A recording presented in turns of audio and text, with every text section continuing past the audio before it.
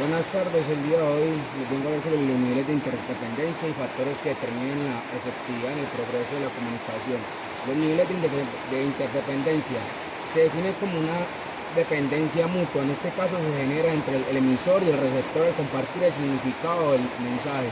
Los niveles de clasificación de menor a mayor grado de profundidad la logra la interacción que se tiene que contar forzosamente con la presencia de un receptor, el cual se busca que un proceso de comunicación perfecto. Interdependencia física por definición. En cualquier comunicación, el primer nivel de interdependencia es físico entre el emisor y el receptor. En ocasiones el receptor se presenta como un monólogo, o sea, está presente en el lugar, pero cuando se le pregunta algo, no tiene respuesta a lo mismo, o sea que la comunicación es errónea. Interdependencia de acción y de reacción. Se hace patente cuando cuando el emisor le envía un mensaje al receptor y este da una respuesta. Interdependencia, la expectativa o empatía. Es como predecir o anticiparse lo que presuntamente el receptor puede manifestar. La teoría de la empatía basada en inferencia. Muchas veces por el simple hecho de nosotros tratar de dirigirnos al receptor, eh, pensamos o creemos cuál va a ser su respuesta, pero los seres humanos todos nos respondemos de la misma manera, entonces pues no, con exactitud no sabremos cuál va a ser su respuesta al receptor.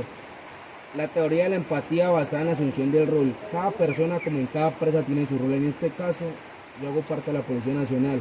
El rol va desde el jefe que suministra información, dirige y nosotros como uniformados llevamos a cabo investigaciones y damos golpes contundentes.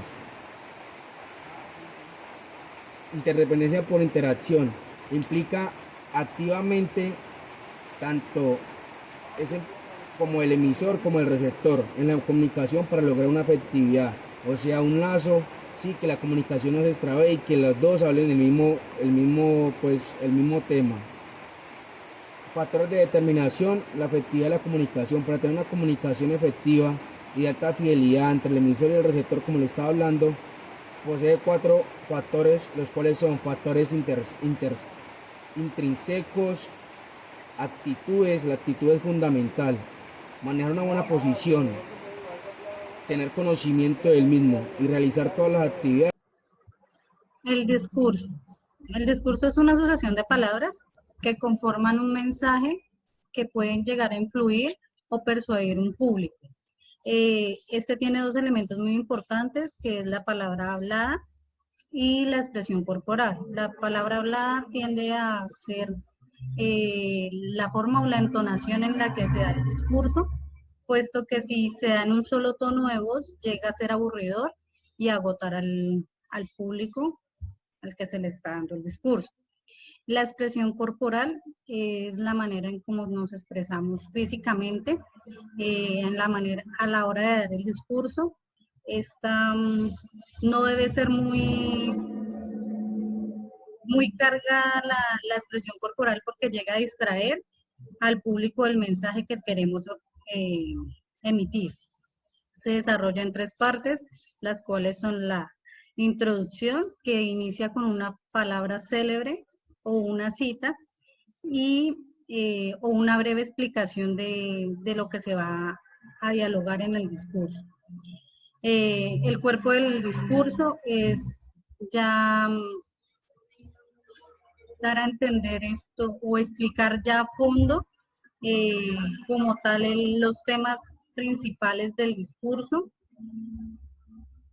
Sigue la conclusión son es como el resumen, es el resumen de ya el desarrollo total del discurso.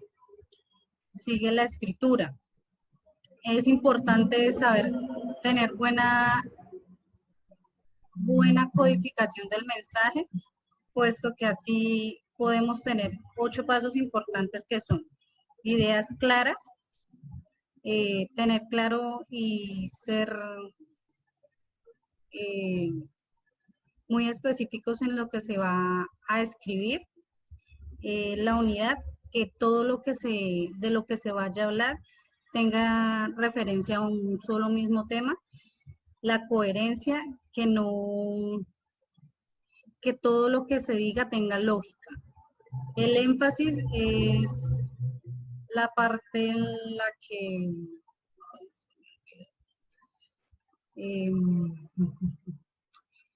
en donde destacamos lo más importante, que son las ideas principales. El desarrollo es la manera en la que se va a realizar esta escritura, en el orden lógico y adecuado para tener una buena escritura. La estructura debe ser, tener en cuenta los signos de puntuación, la lógica, entre otras pequeñas cositas. La riqueza del vocabulario es tener un buen léxico, y la concisión es que entre menos palabras se utilicen, quedará mejor el discurso. El escuchar proviene del latín ausculter, que significa prestar atención. La percepción e interpretación de los elementos del mensaje se dan de la siguiente manera. 7% se da de la palabra hablada, de la entonación, de los tonos de voz, el 55% del lenguaje no verbal, que es la comunicación corporal, y el 38% es de la entonación. El ciclo de la comunicación tiene 3 fases también importantes. Está el aprender, desaprender y reaprender. El estar siempre en constante aprendizaje, constante cambio. Ser siempre el aprendiz y no el sábelo todo. Hay 4 etapas del aprendizaje. La primera etapa es la etapa de incompetencia inconsciente, donde no tenemos ningún tipo de conocimiento. La segunda es la etapa de incompetencia consciente, donde hemos adquirido algo de conocimiento y lo empezamos a practicar. La tercera es donde tenemos ya harto conocimiento, pero no lo dominamos en su totalidad. Y por último está la etapa de competencia inconsciente, donde ya hacemos todo más automáticamente, donde no necesitamos tanta concentración porque ya tenemos un dominio total del tema. Para lograr todo eso hay que tener claro los objetivos. Esto se logra por medio de un cuadro de objetivos, el cual se denomina POPER. PO significa positivo, lo que se quiere lograr. P significa parte propia, lo que está bajo nuestro poder. E significa especificidad, quién, cuándo, qué y cómo. E significa evidencia, también para cómo lo vamos a dejar plasmado de cómo lo logramos. R, los recursos que necesitamos para lograrlo. Y T, el tamaño, cómo vamos a dividir esta tarea para que tenga éxito. La PNL lo que nos quiere mostrar es la forma y la capacidad afectiva de responder a los demás, de cómo comprendemos la forma en la que ellos ven el mundo. Y eso lo hacemos por medio de una comunicación integral, entendiendo qué quieren los demás y qué quiero yo dar a expresar. Esta comunicación integral la logramos por medio del lenguaje, la voz y la expresión corporal. Nosotros no solo hablamos con las palabras, también hablamos de cómo miramos, cómo escuchamos, qué sentimos, cómo nuestro cuerpo expresa lo que sentimos, y eso también es una forma de lenguaje. El tono de voz en una comunicación cumple el papel del 38%, el cuerpo cumple el papel del 55% y las palabras el 7%. Todo esto también se logra por medio de los sentidos, los sistemas representativos, nuestros ojos, los oídos, el sentir, cumplen un papel importante para lograr una buena comunicación, esa sintonía con las demás personas, en el cual uno está pendiente de qué quiere la otra persona, cuál es la respuesta que él da a nuestro mensaje, y así se logra una comunicación efectiva. Canales de comunicación desarrollados por Kahler.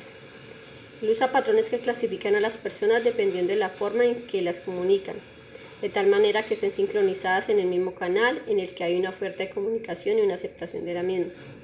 Dentro de los canales de comunicación tenemos el interventivo, como su nombre lo dice, interviene cuando se necesita. El directivo, él utiliza canales que relacionan al aspecto directivo de la persona, ya que genera órdenes.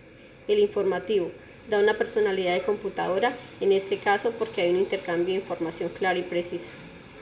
El afectivo, a través del cual se envía una calidez, cuidado, afecto, cariño, amor en la parte emotiva del receptor.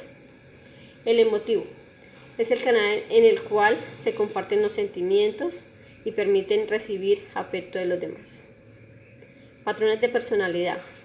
Dentro de los patrones de personalidad se puede decir que son las formas en que las personas responden, ya sea a través de emociones, pensamientos, acciones o determinados mensajes. Entre esas tenemos el reactor, que se refiere a una persona activa que se involucra por medio de mensajes emotivos para entablar una comunicación afectiva. El adicto al trabajo, que es una persona activa y que directamente se involucra en lo afectivo. Es una persona que directamente, cuando tiene una conversación, pide que se vaya al grano. El persistente, él es muy parecido al anterior, pero para este elemento lo mueve el sistema de valores de creencia. Es menos activo y poco se involucra. El soñador tiene una personalidad que se muestra muy pasivo, espera que se le den orden para ejecutarlas, pero es muy eficiente. Es capaz de obedecer órdenes y en sus procesos internos más que en sus relaciones exteriores. El rebelde utiliza un patrón de personalidad que involucra y espera una acción para generar una reacción. El promotor tiene una personalidad pasiva, se involucra con los demás por medio de reacciones y se adapta con facilidad. La disonancia cognitiva es un conflicto que tenemos entre lo que hacemos y lo que pensamos.